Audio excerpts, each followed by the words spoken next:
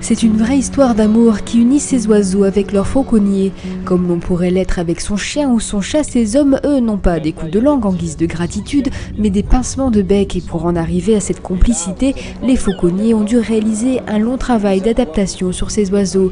Mais les apparences sont trompeuses, n'allez pas croire faire d'un aigle votre animal domestique. Ces rapaces carnivores et chasseurs sont d'irrémédiables indépendants. On n'apprivoise jamais, que ce soit buse, faucon ou aigle, les rapaces ne s'apprivoisent pas. Ils s'éduquent, on va dire, c'est une éducation. Et ensuite, c'est vraiment une écoute, on va dire, réciproque. Voilà, il faut que ça soit un équilibre.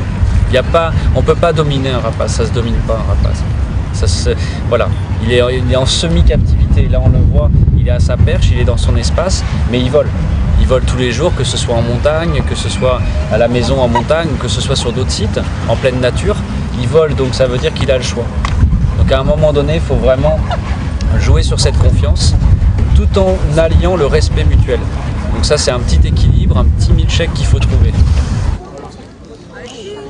Cependant, chaque oiseau a son propre comportement. Ainsi, il est plus facile de nouer une relation fusionnelle avec une buse ou un faucon, beaucoup plus joueur. D'ailleurs, en présentation publique, ces derniers sont plus à même de voler, contrairement à un aigle. Car pour faire voler son rapace, le fauconnier doit stimuler l'esprit chasseur de l'oiseau en l'appâtant avec une proie.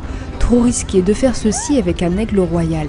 Si on commençait à les mettre en vol, on aurait quand même une dimension de prédateur très poussée. Ce qui fait qu'une fois qu'ils seraient sur leur récompense, ils pourraient voir le public comme un ennemi potentiel pour défendre leur proie. Alors c'est un phénomène qui se passe uniquement parce que l'oiseau est en contact, en relation avec son fauconnier, son aiguiller. Mais pas dans la nature. Dans la nature, un aigle royal se sauve de l'être humain. Il n'y a pas de danger. Voilà. Ça, c'est vraiment très important. Par contre, l'aigle en relation avec son aiguiller, là, c'est pas pareil. Maintenant, il connaît l'homme. Donc, on va dire qu'il n'en a pas du tout peur. Et au contraire, il va plutôt défendre sa proie ou même ma personne, puisqu'ils sont fusionnels. L'histoire d'amour qui unit l'oiseau à son fauconnier se fonde sur un rapport sensible de respect mutuel. Chacun affirme son autorité et se laisse aller des moments de tendresse, mais attention de ne jamais perdre de vue la puissance de cet animal.